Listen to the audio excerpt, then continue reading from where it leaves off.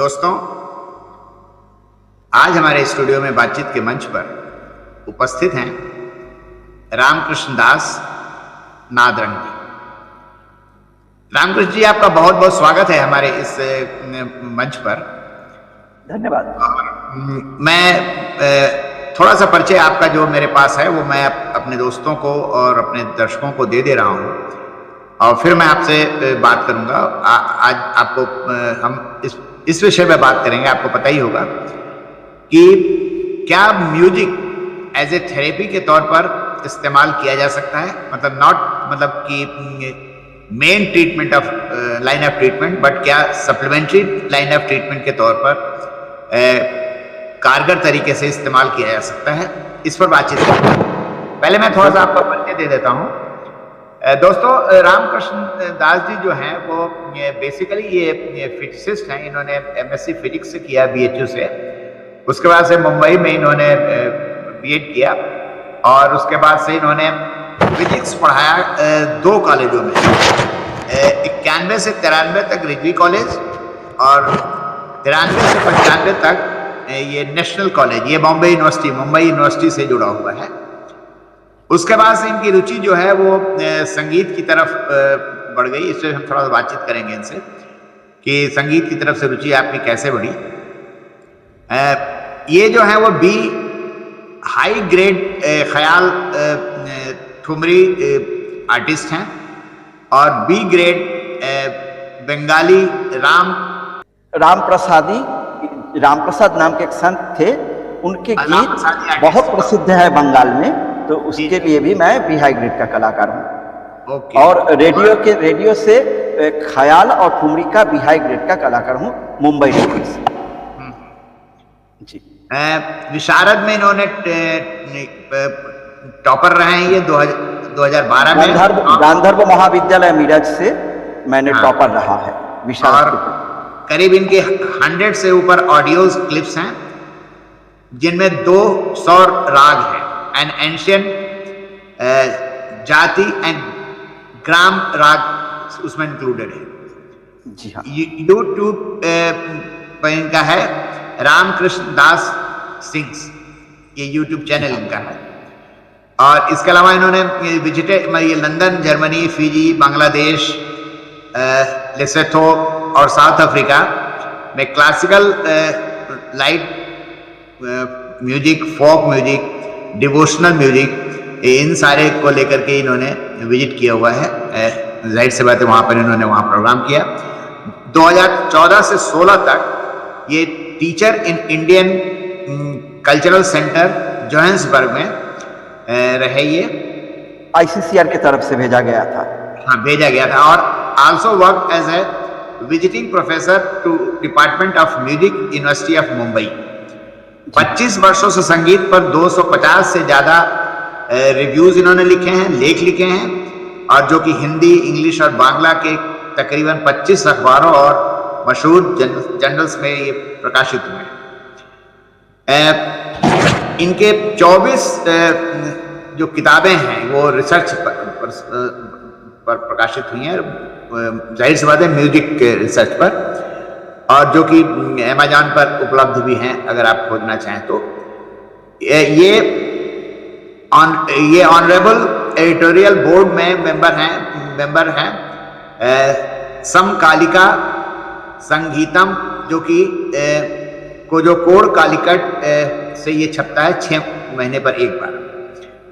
Music therapy पे इनके 2 research paper हैं जो कि हमारे महानगर एंड AVMA में ये छप चुके हैं। इनको 2000 से लेकर 2002 तक JRF और 2009 से 2011 तक SRF का अवार्ड मिला है। Ministry of culture, government of India की तरफ से रिसर्च करने के लिए ऑन म्यूजिक ऑफ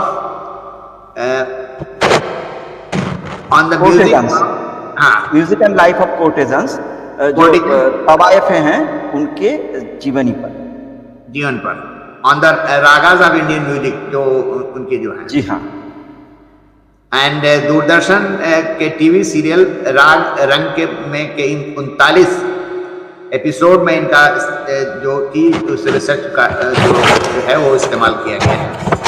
इतना तो मैंने रामकृष्ण दास जी के बारे में बता दिया। आगे थोड़ा अपने बारे में धन्यवाद बताएं और फिर हम लोग इनसे बातचीत करते हैं विषय। एक तो पहली बात ये कहना है कि मेरी रुझान संगीत पर 1995 के बाद नहीं हुई। उस 1995 तक संगीत में हूँ, करीब करीब 28-29 साल हो गया था। 68 से संगीत की तालीम उनसे शुरू हुई और तो इसलिए संगीत बराबर था। और फोक म्यूजिक, बंगाल के फोक म्यूजिक, बंगाल के राग प्रधान म्यूजिक और हिंदुस्तानी क्लासिकल म्यूजिक में ध्रुपद, ख्याल, ठुमरी, टप्पा वगैरह वगैरह मैं गाने की कोशिश करता हूँ और संगीत पर काफ़ी छानबीन करता रहता हूँ। तो जैसे कि आपने कहा कि हमारा महानगर में मेरा लेख निकला था, तो वो मैं ढूंढ के निकाला है। तो ये 22 जुलाई 95 को हमारा महानगर में ये निकला था। मेरे ख्याल से आप लोगों को कुछ दिखाई दे रहा है, इसका हेडिंग है जब संगीत सुनकर गूंगा भी बोल उठा, ऐसा कुछ है। हाँ, जब संगीत सुनकर गूंगा भी बोल उठा, ठीक है। हाँ, तो ये म्यूजिक थेरेपी पर ये मेरा पहला आर्टिकल है। और इसमें मैं ये कहना चाहूँगा कि मैं बम्बई में आने के बाद, ऐसे बनारस से ही सोमा जी के साथ मेरा परिचय था, उनका संगीत मुझे अच्छा लगता था। और बम्बई आने के बाद जब उनसे पुनर्बार मेरा संपर्क बना, तो मुझे उन्होंने बातों बातों में बताया कि उन्होंने म्यूजिक थेरेपी पर कुछ लिखा है और वो जानकर मुझे बहुत खुशी हुई। फिर उनके साथ मिलकर बहुत सारी बातें, उनसे भी जानकारी मिली, मैंने भी बहुत सारी बातें निकाली। और तो इस ढंग से संगीत चिकित्सा पर मेरी यात्रा शुरू हुई। उसके बाद बहुत सारे दूसरे विषयों में बहुत काम करता रहा। तो संगीत चिकित्सा क्या है, उसका रामकृष्ण जी कहाँ पर है? एक सवाल है यहाँ पर। जी हाँ जी। आपने फिजिक्स किया, फिजिक्स में MSc किया, तो ये मतलब संगीत की तरफ रुझान अचानक से क्यों हुआ? मतलब नहीं, अचानक नहीं हुआ। देखिए, अभी मैं करीब करीब 60 साल का हूँ और मैं 6-7 साल से संगीत कर रहा हूँ, यानी 66 से, क्योंकि बाबा गाना बजाना करते ही थे, तो मैं भी बाबा के साथ गाना बजाना करता था। बाबा फोक सिंगर थे, बाबा राग भी 2-4 गा लेते थे और बाबा कई इंस्ट्रूमेंट बजाते थे, बांसुरी बजाते थे, वायलिन बजाते थे, हारमोनियम बजाते थे और फोक सिंगर के तो दोतारा बजाते थे। तो तब से मेरा संगीत है और खूब फोक सॉन्ग, पदावली कीर्तन, रामायण कीर्तन बंगला में मैं गाता रहता था जी। तो इसलिए क्लासिकल म्यूजिक का शुरुआत मेरी हुई 1979 में। और पंडित बादल बैनर्जी बनारस में थे, इसी साल जनवरी को गुजर गए, उन्हीं से मेरी तालीम शुरू हुई। कलकत्ते में मनोजेश्वर मुखोपाध्याय जी से मेरी तालीम हुई क्लासिकल म्यूजिक के। बंबई में आने के बाद पंडिता नीला भागवत, पंडित शरद चंद्र आरोलकर, पंडित फिरोज दस्तूर, पंडित अरविंद पद्म भूषण, पंडित अरविंद पारिक, इन लोगों से तालीम हुई। हाँ, और ठुमरी वगैरह की मैं ये कहूँगा कि तालीम तो नहीं, लेकिन सुन कर सोमा जी को मैंने काफ़ी प्रैक्टिस करने की कोशिश की है। और हाँ, उसको तालीम भी कहा जा सकता है, लेकिन गुरु शिष्य के तौर पे नहीं हुई है, ये मैं कहना चाहूँगा। एकलव्य की तरह नहीं, सोमा जी को सुनकर बनारस में मैंने सीखा है, बंबई में भी सीखा है। बंबई में मैंने ज़्यादातर ठुमरी वगैरह मनु भाई अमर सिंह जी से सीखा है। जी जी। अब संगीत चिकित्सा के बारे में चूंकि मैंने बात शुरू की थी, तो उसमें पहली बात मैं ये कहना चाहूँगा कि संगीत में केवल गाना बजाना नहीं होता है, उसमें नृत्य भी होता है, जो नाट्य शास्त्र और बृहदृष्य और संगीत रत्नाकर में कहा गया है, गीतम वाद्यम तथा नृत्यम त्रयम संगीतम उच्यते। तो ये संगीत में ये तीनों बातें आ जाने की वजह से संगीत चिकित्सा बड़ा आराम से संभव है। कैसे?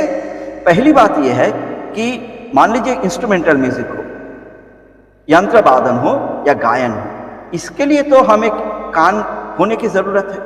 कान नहीं होगा तो हम सुन नहीं पाएंगे, और सुन नहीं पाएंगे तो संगीत का प्रभाव हमारे शरीर पर उतना ज्यादा नहीं पड़ेगा जितना सुनने से शरीर और मन पर पड़ेगा। और नृत्य वो तो देखने की विधा है, देखकर भी हो सकता है और खुद नृत्य करके भी हो सकता है, और संगीत गाकर, संगीत बजाकर भी संगीत चिकित्सा हो सकती है। तो संगीत में तीनों बात आ जाने से चिकित्सा संभव है। और हमारे भारत में तो ज्यादातर संगीत चिकित्सा की बात की जाती है, लेकिन विदेशों में नृत्य और नाटक चिकित्सा भी होती है, क्योंकि वो भी दृश्य कला और श्राव्य कला है। अब मैं इसमें आना चाहूंगा कि संगीत चिकित्सा का मूल कहां से शुरू होगा। संगीत को नाद के आधार पर व्याख्या की गई है। तो नाद से जो व्याख्या की गई है, इस वजह से इसको नाद योग भी कहा गया है। और नाद शब्द का जो अर्थ है वो संगीत रत्नाकर में शारंगदेव ने कहा है, नकारम प्राण नामानम दकारम अनलम विदुः जातः प्राणाग्नि संयोगात् तेन नादो अभिधीयते। नाद में न का मतलब है प्राण, और प्राण शब्द का अर्थ आता है प्राणवायु यानी सांस। और फिर दकारम अनलम विदु, अनल का मतलब आग, द से आग का मतलब निकलता है। आग क्या है? पंचभूत में से तेज है, यानी जिसे आजकल हम ऊर्जा या एनर्जी कहते हैं, जो हमारे हिंदुस्तान के शास्त्र में शक्ति कहा गया है। ये दोनों के संयोग से नाद बनता है, ध्वनि बनती है। तो अब देखिए कि ध्वनि, संगीत में भी ध्वनि है और बातचीतों में भी ध्वनि है। तो अब ये दोनों मिलकर कैसे संगीत चिकित्सा में काम कर सकता है? क्योंकि करीब 2-2.5 घंटा हम संगीत चिकित्सा पर बात कर रहे थे अभी थोड़ा पहले, और इसमें कोरोना काल में कोरोना के हिसाब से कैसे इसमें प्रयोग किया जा सकता है, इस पर भी मैं थोड़ा बोलना चाहूंगा। तो ये इतना होने के बाद मैं कहूंगा कि कोरोना में ये कैसे थोड़ा काम कर सकता है। हो सकता है कि मैं जो भी बता रहा हूं वो बिल्कुल सब टू द पॉइंट काम में ना आवे, लेकिन कोरोना का जो जनरल सिम्टम्स है उसमें फीवर होती है, और आजकल सांस की परेशानी ज्यादा होती है, और उसमें खांसियां होती है, बदन में दर्द होते हैं। ये 4 मुख्य सिम्टम्स हैं, लक्षण हैं। तो पहली बात मैं बुखार पर आना चाहूंगा। अरविंद जी, मैं चाहूंगा कि मैं केवल एक वक्ता के रूप में न रहकर आप भी दिखाई दें, तो मेरी बात करने में आसानी होगी। तो एक तो बात है कि बुखार, जो फीवर है, फीवर में संगीत कैसे काम में आएगा। मैं और भी कुछ बातें इसके सिलसिले में यानी म्यूजिक थेरेपी के हिस्ट्री और प्रयोग के बारे में बताना चाहूँ, लेकिन चूंकि कोरोना काल में जो मुख्य बातें हैं, तो एक फीवर में तो हमारे शरीर की गर्मी बढ़ जाती है, तो उसको कैसे ठंडा किया जाए। आपको ये कहूंगा कि केवल संगीत से उपचार संभव नहीं है, उसमें दवा भी लेने पड़ेंगे, और उसके साथ जो जो क्रियाएं करनी हैं वो भी करने पड़ेंगे। तो मैंने पहले ये कहना चाहूंगा कि किसी भी रोग के आराम के लिए जो जो बातें हैं उसमें मैं कहूंगा कि योगासन किया जाए। आयुर्वेद या एलोपैथी या होम्योपैथी या जो भी दवा के डिसिप्लिन है उसमें से कोई दवाएं ली जाए, संगीत सुना जाए, प्रैक्टिस किया जाए, खान पान का ध्यान रखा जाए, आराम किया जाए, निद्रा, जिससे कि ज़्यादातर बीमारियां खत्म हो जाती हैं, और मानसिक शांति। तो मानसिक शांति कैसे आएगी? वो संगीत से आ सकती है, और भी प्रकार हैं। उसमें जाने से पहले मैं कहूँगा कि शरीर के जो बुखार की जो बात आई थी उसको कैसे कम किया जाए। उसमें मुझे ये लगता है राग मल्हार गाने से लगता है, चूंकि मैं विज्ञान का विद्यार्थी भी हूं तो इसलिए मैं कहना चाहूंगा कि जो भी बात की जाए वो हवा में बात ना की जाए, लॉजिक के आधार पर की जाए। तो लॉजिक क्या है, चूंकि मैं वैज्ञानिक प्रमाण तो नहीं दे पाऊंगा फिलहाल, लेकिन राग मल्हार के लिए कहा गया है कि मियां तानसेन जब मेघ मल्हार गाते थे तो बारिश होती थी। और हमें ये मालूम है कि अभी भी 50 साल पहले जब दवा ज्यादा नहीं आई हुई थी उस समय भी बुखार आ जाता था तो सर पर, कपाल पर, भाल पर हम कपड़ा भिगो के लगाते थे और भीगे कपड़ों से तन बदन को पोंछ लेते थे और ठंडे पानी से सर को खूब धोते थे। ये बुखार का एक उपचार है। मान लीजिए दवा नहीं मिली तो, और दवा मिली तो अच्छी बात है। तो मल्हार में ऐसी बातें हैं, मुझे लगता है कि उसमें से तो कहा जाता है कि बारिश होती है, लेकिन गए 500 साल में कोई माहिका लाल ने तो साइंटिफिक ढंग से, साइंटिफिक एक्सपेरिमेंट के तौर पर मल्हार गाकर बारिश नहीं करवाई है। शंकर महादेवन ने बोला है कि जब मैं मल्हार गाता हूं तो बारिश होती है। और एक डॉक्टर साहब हैं ग्वालियर में, ईश्वर चंद्र करकरे, उनका एक वीडियो है 1.5-2 मिनट का जिसमें वो मल्हार गाते हैं और बारिश होती है। तो इसके लिए मैं कहूँगा कि ये तो वैज्ञानिक अनुसंधान के तौर पर नहीं किया गया है, अतः ये बात एक विकल्प के रूप में माना जाए, अल्टरनेटिव के रूप में माना जाए। तो लेकिन मल्हार ही मैं क्यों सिलेक्ट कर रहा हूं, उसका लॉजिक मैं थोड़ा गा के बताना चाहूंगा। जो संगीतकार हैं, जो संगीत में डूबे हुए हैं, उनको ये बात समझ में आएगी। मल्हार में कहा जाता है कि करीब करीब 3 प्रकार का कोमल गंधार लगते हैं। एक रे से टच किया हुआ कोमल गंधार, एक मध्यम से टच किया कोमल गंधार और एक शुद्धगा से टच किया हुआ कोमल गंधार। मेरा खुद के अनुभव के आधार पर मुझे लगा है कि रेला का गंधार जब हम लगाते हैं मल्हार में तो थोड़ा सा वो भीनी भीनी भाव, भीगा भीगा भाव मुझे महसूस होता है। देखिए, मैं सब्जेक्टिव बात कर रहा हूं, ऑब्जेक्टिव बात ऑडियंस करेंगे या वैज्ञानिक करेंगे। तो शुरुआत क्यों ना की जाए कि सब्जेक्टिव एक्सपीरियंस। रे रे रे पा पागा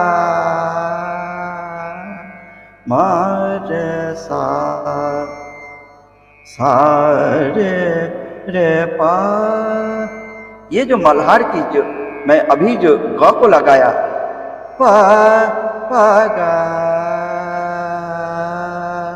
मार सा रे, ये रेला का गंधार से मुझे लगता है कि कोई बंदिश गाई जाए।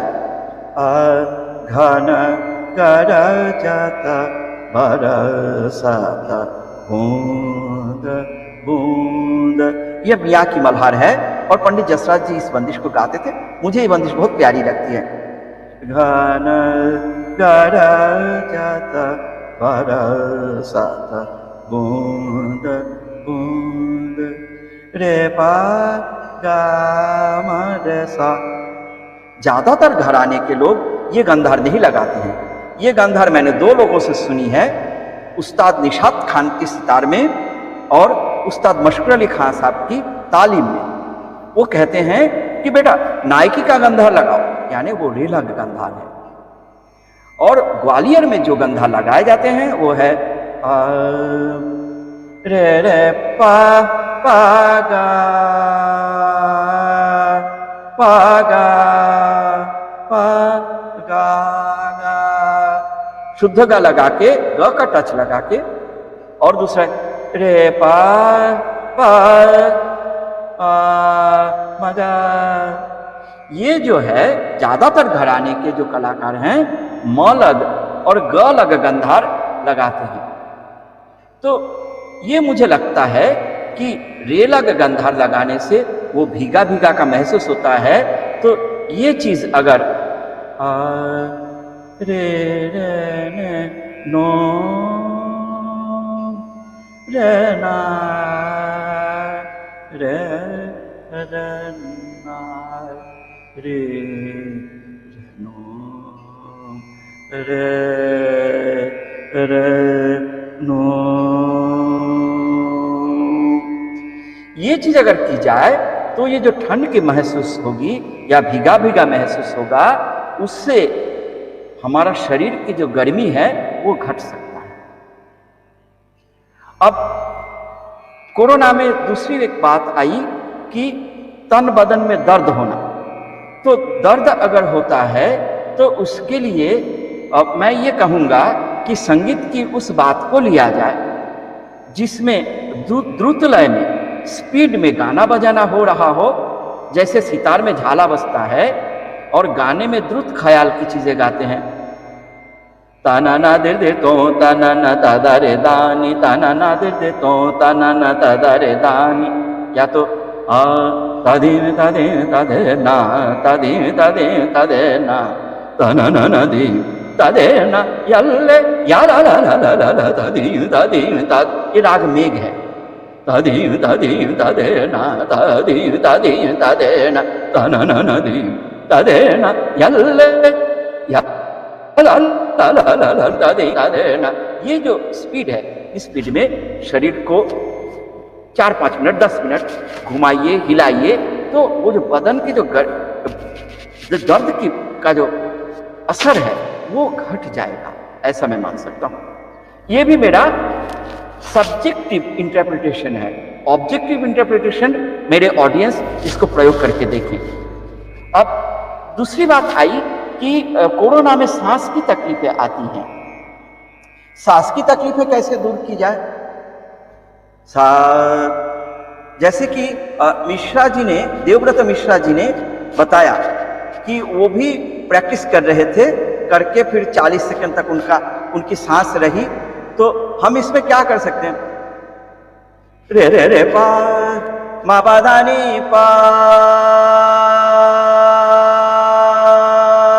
पा मा पा नी धा नी धा नी पा मा पा नी धा नी सा धा नी धा नी पा। तो इस तरह से सा पर प पर कोई सुर लगा के प्रैक्टिस करें धीरे धीरे, तो सांस बढ़ सकती है। दूसरा एक उपाय है, अगर कोई शहनाई और बांसुरी बजाते हैं, नहीं भी बजाते हैं, उसको लेके उस पर फूंक देना शुरू करें। और तीसरा उपाय ये है कि कई प्राणायाम है, उज्जाई प्राणायाम है, फिर एक मधुर एक भृंग की आवाज से करते हैं, उसका नाम भूल रहा हूं, वो प्राणायाम करें। एक शीतली प्राणायाम, भ्रामरी प्राणायाम, भ्रमर के जैसा भ्रामरी प्राणायाम, ये ध्रुपद में आलाप में किया जाता है।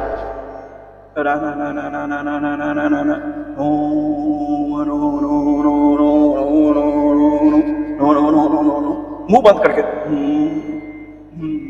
इस तरह करें तो मेरे ख्याल से सांस की तकलीफें थोड़ा सा कंट्रोल में आ सकता है। और ये करते करते सांस की जो सीमा है वो बढ़ सकती है। तो कोरोना से रिलेटेड ये बातें म्यूजिक थेरेपी में आ सकती है। मेरे दिमाग में जो सूझा है वो मैंने बोला। अब और भी कुछ बात संगीत चिकित्सा के बारे में मैं कहना चाहूँगा कि पहली बात तो संगीत चिकित्सा के लिए कान होना चाहिए, यानी श्रवण शक्ति होना चाहिए। अगर नहीं हुआ तो उसका प्रभाव नहीं दिखेगा। लेकिन संगीत में जो नृत्य है, गीतम वाद्यम तथा नृत्य में नृत्य करें तो एक प्रकार का एक्सरसाइज हो जाएगा, तो उसमें से भी एक प्रकार की चिकित्सा हो सकती है। जैसे कि एक आधुनिक डांस प्रकार है एरोबिक्स। एरोबिक्स को भी लोग संगीत सुनते हुए ही करते हैं, वो रिदम में करते हैं। तो वो भी एक संगीत का प्रयोग हो गया, संगीत चिकित्सा का एक प्रयोग हो गया।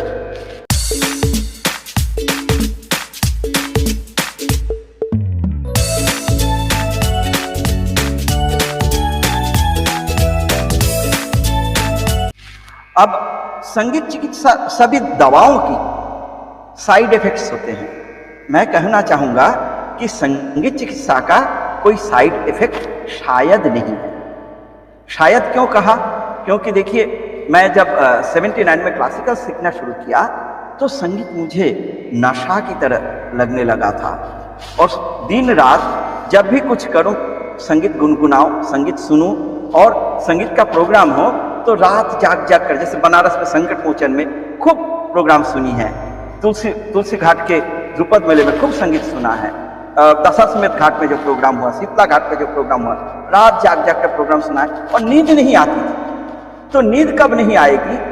जब आप इससे प्यार करने लगे, जब नशा जैसा ये छा जाए।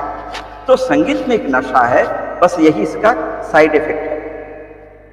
हाँ, और भी बात कहना चाहूंगा, पुराने जमाने में संगीत इसलिए लोग मना करते थे मत करो, क्योंकि संगीत के साथ साथ कुछ व्यसन भी आ जाते थे। लोग शराब पीते थे, गांजा भांग लेते थे, और जो शबाब कबाब की बात करते हैं उससे भी लोग के जुड़ाव हो जाता था, तो उनसे बचना है। तो वो लेकिन ओरिजिनल संगीत में नहीं है।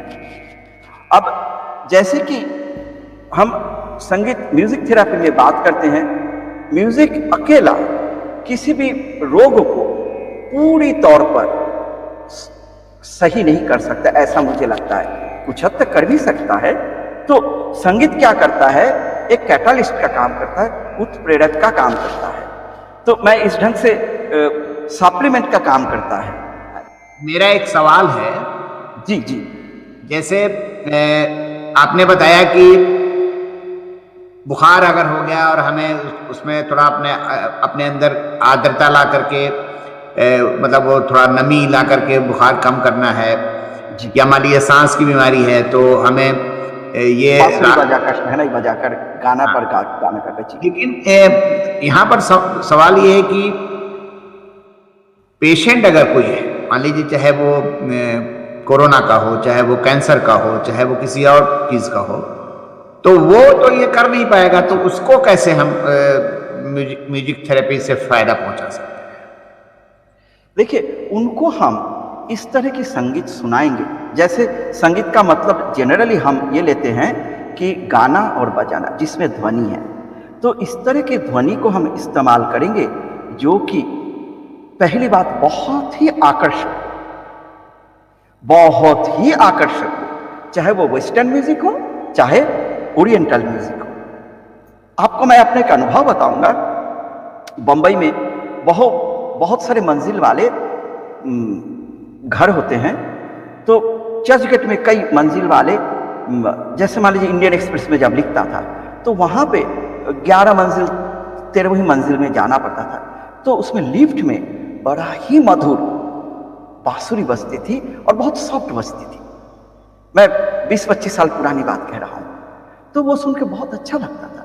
तो that music I felt that is healing music. उस तरह के संगीत हम हर जगह पे बजा सकते हैं, तो वो सुनने से मन को अच्छा लगेगा और वो संगीत आकर्षक भी है। तो अब आकर्षक मैं क्यों कह रहा हूं? ठाकुर रामकृष्ण परमहंस की एक उदाहरण देना चाहूंगा। उन्होंने कहानी बताया, किसी के पांव में चोट थी और वो रास्ते से बड़ा लंगड़ाते हुए जा रहा था। अचानक एक सांड उसको देखकर उसके पीछे पड़ गया। तो दौड़ कर उसके तरफ जब आया तो वो अपना पांव का दर्द भूल के दौड़ने लगा, दौड़कर चला गया। तो इसमें हुआ क्या? उसका जो दर्द था वो मन को, ब्रेन को इफेक्ट कर रहा था, लेकिन जब देखा कि अब जान ही जा रही है तो जान बचाने के लिए वो दौड़ा, यानी उसका माइंड शिफ्ट हो गया। तो गाने बजाने में ऐसा गाना बजाना देना चाहिए जो कि बहुत आकर्षक। मैं ये नहीं कह रहा हूं कि हमारा भारतीय राग संगीत ही दिया जाए, कोई मधुर लोक संगीत भी हो सकता है। जैसे मिसाल के तौर पर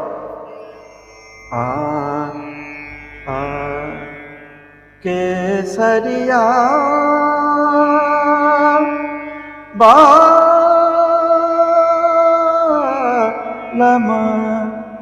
आवनी पधारो हमारे देश केसरिया। ये एक हॉन्टिंग ट्यून है, मैं मानता हूं। इस तरह का हॉन्टिंग ट्यून अगर पेशेंट को सुनाया जाए, बरबस उसका मन उस तरफ खींचा चला जाएगा। ऐसे ही हमारे बंगाल में एक भाटियाली नाम का गीत प्रकार है, उसका भी मैं थोड़ा सा एक मिसाल दूंगा। कीर्तन में भी है। ओ माझी रे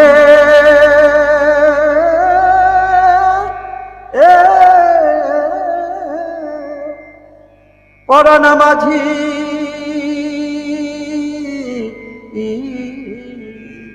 ये जो पुकार है, ये देखिए, अब अभी सोमाजी नहीं है, सोमाजी के गाने में भी पुकार काफी है। और उनके गुरु बागेश्वरी देवी से भी मैंने सुनी है, सामने बैठ के सोमाजी के घर पर। तो ये पुकार का बहुत महत्व है। और पुकार को संस्कृत में तान कहते हैं, तनयति इति तानः, यानी जिसको खींचकर लंबा किया जाता है। तो तान या पुकार हमारे दिल को जितना खींच लेता है उतना और कुछ नहीं। सोमाजी अभी तानों की, भीमपलासी के तानों की समालोचना कर रही थी। दैट इज करेक्ट कि हमारे मन को खींचने के लिए तान काफी नहीं है। मियां तानसेन जब गाना गाते थे, उनके गाने की पुकार लोगों को खींच लेता था, इसलिए उनका नाम तानसेन पड़ा। नहीं तो उनका नाम तो था रामतनु पांडे। फिर तानसेन इसलिए पड़ा कि उनके तान इतनी खूबसूरत होती थी, जैसे वो सेनापति जैसा हो और वो जयी विजयी हो। तो ये बात है। तो जैसे कि आपने कहा कैंसर और दूसरे विधाओं के जो मरीज हैं, उनके लिए क्या किया जाए?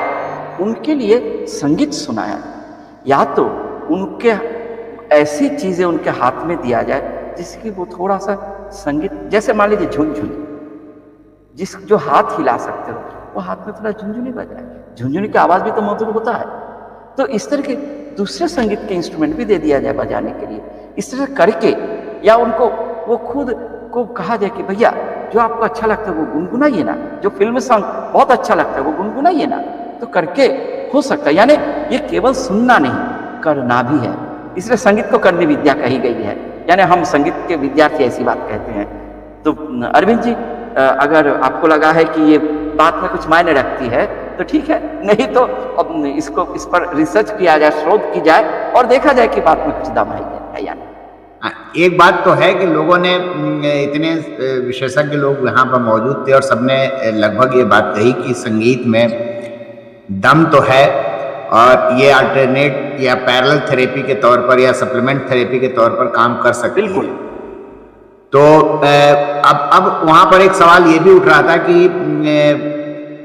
मतलब यहाँ पर अब गेंद जो है वो सरकारों के पाले में आ जाती है कि सरकारों को एक इस तरह का कुछ व्यवस्था करनी चाहिए कि जैसे कि अब वो कहते हैं कि फायर मतलब इंग्लिशर लगाना चाहिए या एसी लगाना चाहिए। उसी तरह से वार्ड वगैरह में जो खास करके जो आईसीयू के वार्ड है, सीरियस मरीजों के वार्ड है, वहाँ पर कुछ इस तरह का किया जाए कि वो संगीत भी वहाँ चलता रहे। तो शायद मेरे ख्याल से एकदम सही फरमाया आपने। बहुत ही सॉफ्ट साउंड है, बहुत ही अट्रैक्टिव म्यूजिक और जो धीरे स्थिर वाला हो, जिसमें चंचलता कम हो, ऐसा संगीत अगर बजाया जाए, या जैसे मान लीजिए असद अली खान साहब की बीन, या तो मान लीजिए डागरों के जो आलाप हैं, तो या तो उस्ताद फैयाज खान साहब के आलाप हैं, या तो मान लीजिए उस्ताद अब्दुल करीम खान साहब के जो गायन है उसमें बहुत प्रशांति देती है, उस तरह के संगीत होना चाहिए। या तो मान लीजिए इनका बेगम अख्तर की गज़लें, मेहदी हसन की गज़लें,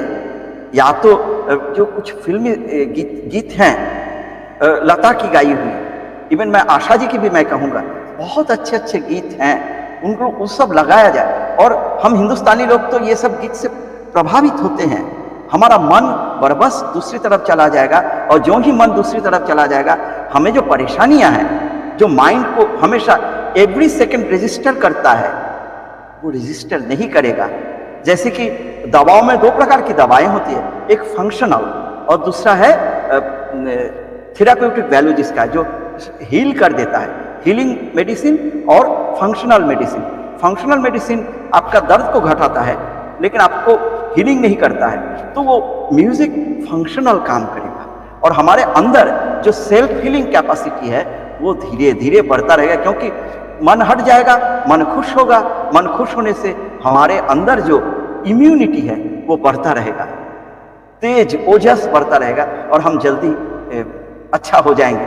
I think I have talk too much, please आप आगे। नहीं, बढ़िया बढ़िया बढ़िया बात आपने की है और ये देखा भी गया है, जैसे अभी हम लोग देख रहे थे और कि जैसे कोरोना में जो लोग आइसोलेशन में हैं, होम आइसोलेशन में हैं, और मैंने भी लोगों से लगातार मैं संपर्क में रहा हूँ क्योंकि लोग मुझसे सलाह वगैरह भी लेते रहते हैं। तो मैंने ये देखा कि जिन लोगों ने अखबार पढ़े, मरने वालों की संख्या देखी, गंगा में बहती हुई लाशें देखी, ऑक्सीजन की कमी और विलाप करते हुए माँ को, बाप को, बेटे को देखा, उनकी हीलिंग बहुत स्लो हुई है, मैंने कभी कभी हुई भी नहीं, उनकी कंडीशन और खराब। इसमें एक बात कहना चाहूंगा, देखिए यादृशी भावनार यस्य सिद्धिर भवति तादृशी, ये हम बंगाली लोग खूब इस्तेमाल करते हैं। जैसे जिसकी सोच हो वैसा ही उसकी करनी हो जाएगी। अब देखिए हमारे जितने सारे मीडिया हैं वो मीडिया चाहते हैं कि उनकी खबरें बेच जाए, सोल्ड हो, टीआरपी चाहिए। और टीआरपी में क्या होता है, सेंसेशनल चीज दिखाना है। ये जो रिपोर्टिंग है, ये रिपोर्टिंग खराब है, आप इसको बंद करो ना, इसको बंद करके अच्छी खबरें, अच्छी चीजें दिखाओ। और डॉक्टर और सरकार के जो कर्मचारी हैं जो इसमें इन्वॉल्व हैं उनको ये सब खबरें दे दो, जो फील्ड में मेहनत कर रहे हैं। लेकिन इन जनरल जो पब्लिक है उनको ये सब मत दिखाओ। जैसे एक एग्जांपल देता हूँ, हमारे हिंदुस्तान में जब भी कोई दुर्घटनाएं घटती हैं, नेचुरल कैटास्ट्रॉफी हो या आर्टिफिशियल कैटास्ट्रॉफी हो, हम खूब दिखाते हैं बढ़ा चढ़ा के। लेकिन मेरा 20 साल 25 साल का एक अनुभव है, जापान का, यूएस का, इंग्लैंड का, जर्मनी का, जब भी कोई कैटास्ट्रॉफी घटती है उसमें जो हादसा है उसकी खबरें, उसके फोटोग्राफ नहीं के बराबर दिखाया जाता है। उससे फायदा ये है कि हमारे ऊपर वो नेगेटिव इफेक्ट नहीं आ जाता। आपने जो कहा सही बात है कि खबरें देखकर और लोगों के मुंह से सुनकर लोग डर जाते हैं, और डर जाते हैं तो हमारी इम्यूनिटी घट जाती है। और तो डराने के लिए, हाँ जी, दूसरी बात ये देखी गई कि उस दौरान जिन लोगों ने अच्छी अच्छी फिल्में देखी, चार्ली चैपलिन की फिल्में देखी या कॉमेडी देखी, महमूद की कॉमेडी देखी, एक सज्जन ने तो मुझे बताया कि उन्होंने पड़ोसन 5 बार देखी, पड़ोसन फिल्म हिंदी की। मैंने भी देखी है। मैं कुछ और ऐड करना चाहूँ, मुझे ह्यूमर बहुत पसंद है। ब्रह्मानंदम जो साउथ इंडिया के आजकल बहुत सारे फिल्म हिंदी डब में मिलता है, और भोजपुरी में मिलता है, अंग्रेजी में मिलता है, उसका देखा करें। और हमारे इधर के उनकी रिकवरी बड़ी फास्ट हुई, उनको कम दवा लेनी पड़ी। जी जी, और वो जल्दी उनका मतलब वो रिकवर होकर के बाहर आ गए। वो नाटक थेरापी हुआ, ड्रामा थेरापी नहीं, हाँ, और म्यूजिक भी सुना लोगों ने। जैसे मैं अपना ही एक उदाहरण देना चाहूंगा, फिर इस पर आप थोड़ा बात टिप्पणी करिएगा, फिर हम लोग बात विदा भी लेंगे आपसे। कि कई साल पहले मुझे थोड़ा सा कुछ चीज़ों को लेकर स्ट्रेस होने लगा था और मेरी नींद बड़ी डिस्टर्ब रहती थी। लेकिन मैंने देखा कि किसी ने मुझसे कहा कि आप एक काम करो, ये म्यूजिक आप कान में लगा के सुना करो, सिर्फ उसमें वाद्य यंत्र थे, कोई वोकल नहीं था उसमें, और फिर मुझे बताओ कि क्या हो रहा, क्योंकि मैं भी नहीं चाहता था कि मैं स्लीपिंग पिल्स लूं और उसकी आदत पड़ जाए, और फिर है ना। तो मैं कान में लगा के जब लेट जाता था तो आप ताज्जुब करेंगे कि 5 या 6 मिनट के बाद मुझे नींद आ जाती थी, बहुत गहरी। क्या बात है, होना ही चाहिए। तो ये जरूर कहीं ना कहीं म्यूजिक का ही असर रहा होगा शायद। हाँ, इसमें मैं एक बात कहना चाहूँगा। देखिए, मैं तो यूपी में बनारस में पला पोसा हूँ, और खूब ये जो पूजा वगैरह होती है, कीर्तन वगैरह होती है, ये सब मैंने अटेंड किया है। तो उसमें देखिए एक सूफी म्यूजिक में एक बात आती है, समा यानी सुनना। और समाज संगीत क्या है? एक संगीत है जिसमें जैसे मान लीजिए मैं वो लोग कहते हैं अल्लाहू अल्लाहू अल्लाहू अल्लाहू अल्लाहू अल्लाहू अल्लाहू अल्लाहू अल्लाहू, ये करते हैं, ये मोनोटोनी। हमारे संगीत में भी है श्री राम जय राम जय जय राम, श्री राम जय राम जय जय राम, श्री राम जय राम जय जय राम, श्री राम जय राम जय जय राम, श्री राम जय राम जय जय राम, श्री राम जय राम जय जय राम। ये जो रटंत है ये मोनोटोनी है। अगर मन में भी, मैं तो कहूँगा, मैं भी एक्सपेरिमेंट करके देखा, अगेन इट इज सब्जेक्टिव।